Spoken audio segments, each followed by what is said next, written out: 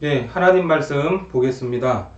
하나님 말씀은 신명기 6장 4절에서 18절까지 말씀입니다. 우리 다 함께 같이 봉독하겠습니다.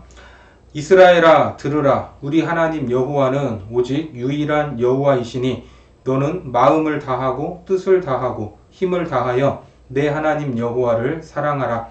오늘 내가 내게 명하는 이 말씀을 너는 마음에 새기고 내 자녀에게 부지런히 가르치며 집에 앉았을 때에든지 길을 갈 때에든지 누워 있을 때에든지 일어날 때에든지 이 말씀을 강론할 것이며 너는 또 그것을 내 손목에 매어 기호를 삼으며 내 미간에 붙여 표로 삼고 또 내 집 문설주와 바깥문에 기록할지니라.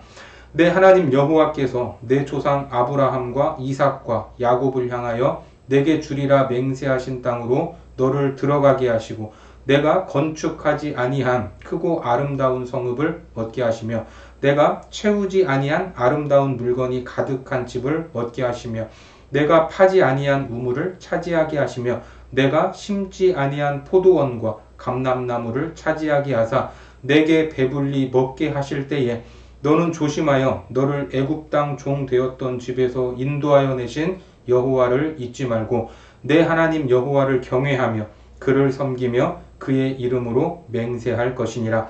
너희는 다른 신들 곧 내 사면에 있는 백성의 신들을 따르지 말라. 너희 중에 계신 너희의 하나님 여호와는 질투하시는 하나님이신즉 너희의 하나님 여호와께서 내게 진노하사 너를 지면에서 멸절시키실까 두려워하노라. 너희가 마사에서 시험한 것 같이 너희의 하나님 여호와를 시험하지 말고 너희의 하나님 여호와께서 너희에게 명하신 명령과 증거와 규례를 삼가 지키며 여호와께서 보시기에 정직하고 선량한 일을 행하라. 그리하면 내가 복을 받고 그 땅에 들어가서 여호와께서 모든 대적을 내 앞에서 쫓아내시겠다고 내 조상들에게 맹세하신 아름다운 땅을 차지하리니 여호와의 말씀과 같으니라. 아멘. 예, 말씀으로 세뇌되는 삶이라는 제목으로 하나님 말씀 전하겠습니다. 2021년도 새로운 한 해가 밝았습니다. 누가복음 5장 38절에 새 포도주는 새 부대에 넣어야 할 것이니라 하는 이 말씀처럼 우리는 과거에 세상적인 삶과 낡은 가치관이 있었다면 과감하게 벗어버리고 새로운 마음을 갖고 미래를 향해 힘차게 믿음으로 전진해야 합니다. 오늘 본문인 신명기 말씀은 가나안 땅을 눈앞에 둔 이스라엘 백성들에게 주신 새 계명들로 가득 차 있는 책입니다.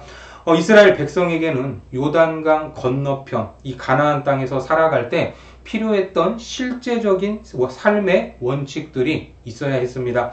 특히 하나님이 율법의 대강령을 선포하시는 이 말씀을 통해서 우리가 어떻게 새로운 한 해 2021년도를 살아가야 하는가 여기에 대해서 생각하는 그러한 시간이 되기를 바랍니다. 자, 먼저 우리는 이스라엘은 들어야 했습니다.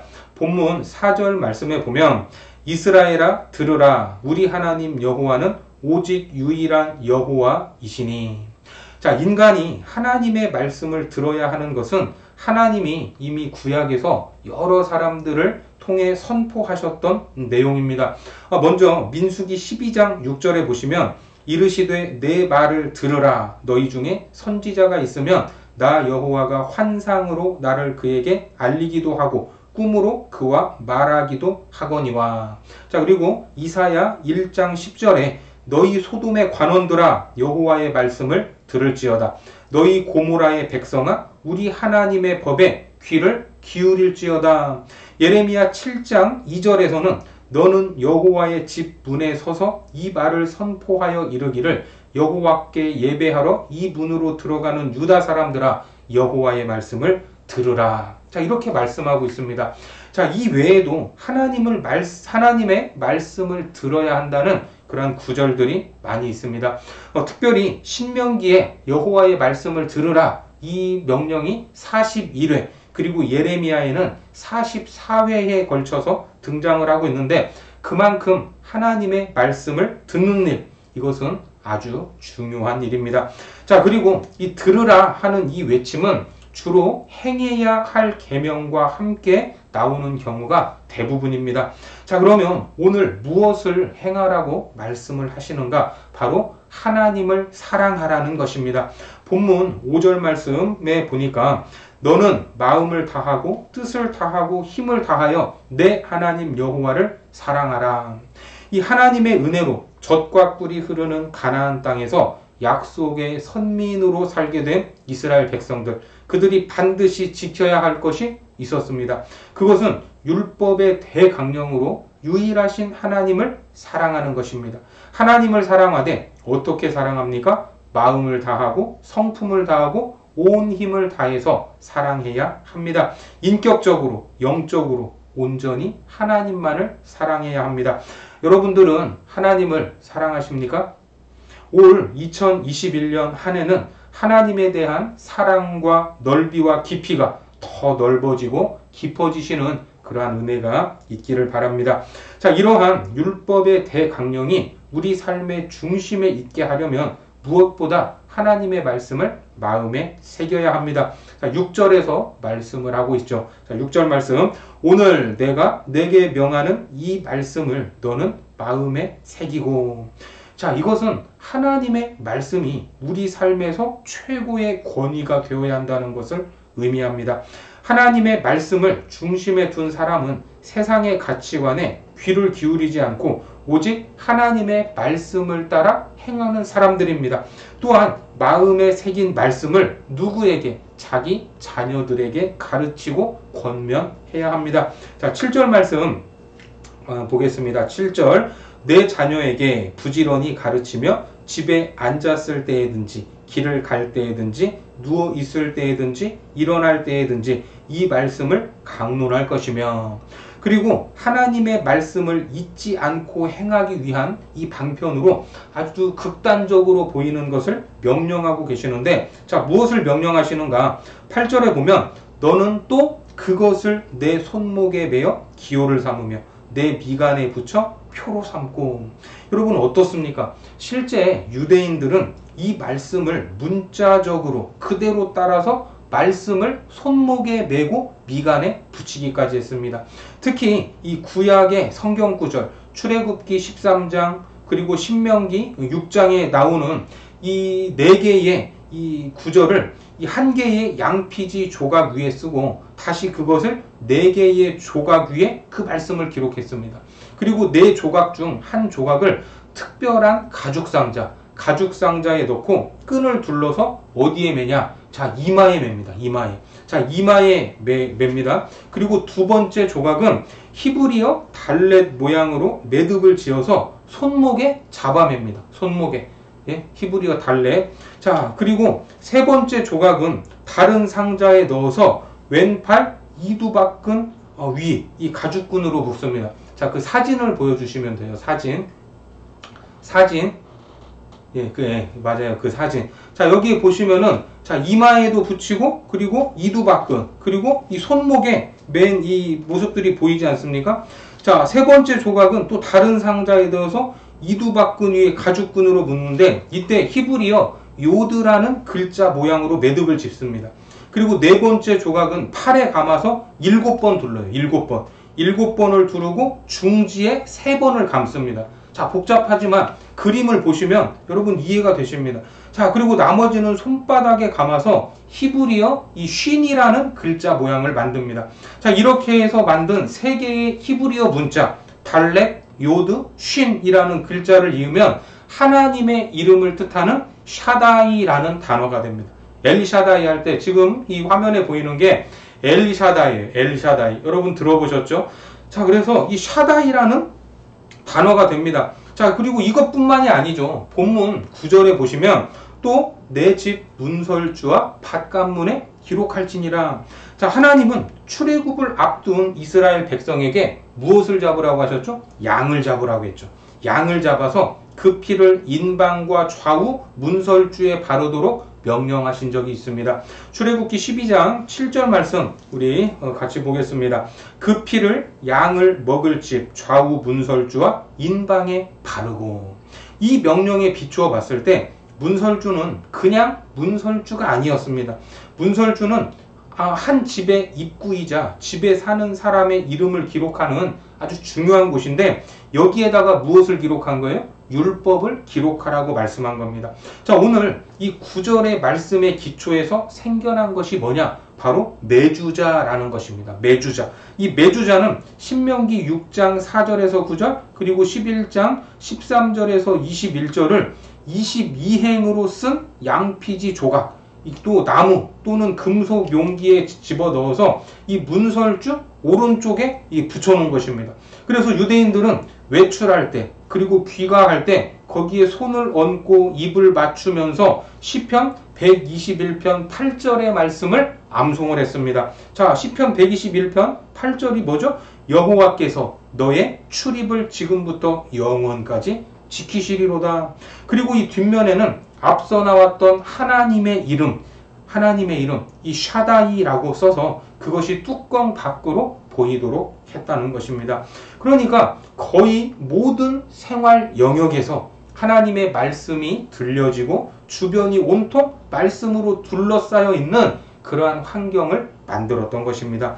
자, 어떤 사람들은 이러한 모습을 보고서 세뇌시키고 있다 이렇게 힐난할 수도 있습니다. 그런데 사실 그렇습니다. 이거는 세뇌시키는 것입니다. 하지만 인간을 로봇처럼 맹목적으로 만드는 그런 세뇌가 아니라 하나님의 말씀을 통해 거룩하게 만드는 세뇌인 것입니다. 인간은 사회의 가치와 문화가 이 내면화되는 이러한 사회화를 통해 한 공동체의 일원이 되어갑니다. 태어나서 성장하고 살아가면서 죽는 순간까지 의식적으로 혹은 무의식적으로 습득되는 모든 언어, 도덕, 가치, 이 문화들 이거는 사실 세뇌라는 과정을 통해서 우리 안에 들어오고 있습니다. 그렇게 우리는 필연적으로 세뇌되어 인간이 되는 것이죠. 그런데 문제는 이 세뇌의 여부가 아니라 우리가 무엇으로 세뇌되어 가고 있느냐 이것이 중요한 것입니다. 여러분들은 세상의 악하고 더러운 문화적 가치에 세뇌되고 싶습니까? 아니면 거룩하고 유익한 하나님의 말씀으로 세뇌되고 싶습니까? 세뇌라는 말이 그렇게 긍정적인 의미는 아니지만 손목의 기호나 미간의 표를 말씀하시는 것은 그만큼 하나님의 말씀을 가까이 하고 내면화하라는 것을 비유적으로 표현하는 것입니다. 우리는 그것을 문자적으로 받아들이고 실천했던 유대인들을 기억할 필요가 있습니다. 결국 그 모든 것이 필요한 이유는 애굽에서 인도하시고 구원하신 하나님의 은혜를 잊어서는 안 되기 때문입니다. 자, 본문 12절 말씀 우리 같이 읽습니다. 너는 조심하여 너를 애굽 땅 종 되었던 집에서 인도하여 내신 여호와를 잊지 말고. 그렇습니다. 우리는 이 땅에서 살아가는 인생, 이 인생이라는 순례의 길에서 과거에 받은 은혜를 기억하고 우리 인생의 주인이신 하나님을 의지해야 합니다. 하나님께 받은 구원의 은혜를 기억하는 것, 그것이 바로 신앙의 본질이라는 것을 믿으시기 바랍니다. 하지만 우리는 하나님을 잊을 때가 있어요, 없어요? 너무나 많이 있습니다. 왜 구원 받았음에도 은혜를 받았음에도 하나님을 잊게 되는 것인가? 14절 말씀에 보니까 너희는 다른 신들 곧 내 사면에 있는 백성의 신들을 따르지 말라 이렇게 말씀하죠. 이제 이스라엘 백성들은 약속의 땅 가나안으로 들어가서 풍요를 누리게 되는데 그 풍요는 전적으로 하나님이 주신 은혜의 선물입니다. 그런데 그들이 그런 은혜의 풍요 속에서 살아가다 보면 아이러니하게도 은혜롭지 못한 존재로 전락할 위험이 생기게 됩니다. 실제로 이스라엘의 역사를 보면 그들은 하나님이 주신 복과 은혜를 누리다가 정작 그것들을 주신 하나님을 잊어버리게 되고 복과 은혜의 혜택들을 하나님이 아닌 우상들에게 갖다 바치는 그러한 패역의 일들을 저지르고 말았습니다. 은혜가 끝까지 은혜가 되는 이유는 그 은혜를 베푸신 하나님을 잊지 않고 기억하면서 감사할 때 가능합니다. 만일 그분을 잊어버린다면, 그분께 감사하지 않는다면 그 은혜를 저주로 바꾸어 버리는 어리석은 자들이 될 것입니다. 자, 그렇게 되면 어떻게 되는가? 본문 15절 말씀 보겠습니다. 15절이요. 너희 중에 계신 너희의 하나님 여호와는 질투하시는 하나님이신즉 너희의 하나님 여호와께서 내게 진노하사 너를 지면에서 멸절시키실까 두려워하노라. 여러분, 이게 무슨 말입니까? 가나안 땅에 우상들이 있었는데 그것들은 농경신들이었습니다. 농사를 짓는 땅이니까요. 이 가나안 원주민을 비롯한 고대인들에게는 다양한 모양으로 이 매혹적인 요소들이 그 가나안의 우상들에게 많이 있었습니다. 그런 것들에 넘어가지 말라는 말입니다. 이스라엘은 하나님의 말씀을 기억하고 하나님께만 온전한 사랑을 드리기로 매 순간 결단해야 그것들에게 넘어가지 않을 수 있었습니다. 그런 결단으로 이제는 하나님의 명령을 지키고 행해야 하는 것입니다. 하나님의 말씀과 명령을 마음에 새기는 것 너무나 중요한 일입니다. 그것을 기억하는 것 중요합니다. 하지만 거기에서 그치면 안 됩니다. 그 명령을 지키고 행해야 하는 것입니다. 계명을 지키는 것이 하나님을 향한 사랑의 표현이고 계명의 순종은 사랑에서 나오는 것입니다. 사도 바울도 고린도 교인들을 향해 그리스도의 편지라고 하면서 성령의 잉크로 그들의 마음에 쓰여졌다, 이런 말을 했습니다. 자, 우리 고린도 후서 3장 2절과 3절 말씀 같이 보겠습니다. 너희는 우리의 편지라 우리 마음에 썼고 뭇 사람이 알고 읽는 바라. 너희는 우리로 말미암아 나타난 그리스도의 편지니 이는 먹으로 쓴 것이 아니요 오직 살아계신 하나님의 영으로 쓴 것이며 또 돌판에 쓴 것이 아니요 오직 육의 마음판에 쓴 것이라. 자, 이렇게 우리의 마음판에 새겨진 말씀이 이제는 삶으로 드러나야 하는 것입니다. 그래서 오늘 본문으로 다시 돌아가서 보면 무엇을 말씀합니까? 정직하고 선량한 일을 행하라고 말씀하고 있습니다. 자, 우리 마지막 18절 말씀 같이 보겠습니다. 18절. 여호와께서 보시기에 정직하고 선량한 일을 행하라. 그리하면 내가 복을 받고 그 땅에 들어가서 여호와께서 모든 대적을 내 앞에서 쫓아내시겠다고 내 조상들에게 맹세하신 아름다운 땅을 차지하리니 여호와의 말씀과 같으니라. 자, 이렇게 할 때 그 결과는 하나님의 축복입니다. 하나님의 축복, 하나님의 약속이 우리 인생에 구체적으로 이루어진다는 것입니다. 하나님의 명령에 순종하는 것 사실 쉽지 않습니다. 이스라엘 백성이 들어간 가나안 땅에서도 그 말씀에 순종하기가 여간 어려웠습니다. 많은 어려움들이 있었습니다. 하지만 어렵다고 해서 하나님을 의심하고 잊어버린 채로 받은 은혜를 저주로 바꾸는 어리석은 일을 행해서는 안 될 것입니다. 그 말씀대로 준행하고 선한 일을 행해야 합니다. 어려우나 좋으나 말씀을 가까이 하고 거룩한 세뇌를 해야 하는 것입니다. 그럴 때 만복의 근원이 되시는 하나님께서 올 한 해 2021년도에도 가장 좋은 것으로 채우시고 가장 안전한 곳으로 우리를 인도하실 것입니다. 새해 첫 주일 거룩함으로 나아가겠다는 우리의 이 결단과 순종이 있기를 주님의 이름으로 축복합니다. 기도하겠습니다. 하나님, 2021년 새로운 한 해를 우리에게 허락하시고 새로운 꿈과 비전을 품게 하시니 감사합니다. 유례없는 감염병으로 인해 우리의 일상이 바뀌고 예배당에도 모이지 못하는 형편이지만 이러한 상황에도 우리의 믿음이 흔들리지 않기를 원합니다. 올해도 말씀 위에 서기를 원합니다. 그 말씀을 가까이 하고 우리 마음판에 새겨서 순종하기를 원합니다. 우리를 붙잡아 주시고 하나님이 예비하신 복을 누리며 하나님의 인도하심을 따라갈 수 있도록 도와 주옵소서. 그리하여 거룩한 자리로 한 걸음씩 나아가고 하나님이 보이시는 아름다운 땅에서 더 좋은 것들을 경험하는 2021년도가 되게 하여 주옵소서. 감사를 드리며 예수님의 이름으로 기도드립니다. 아멘.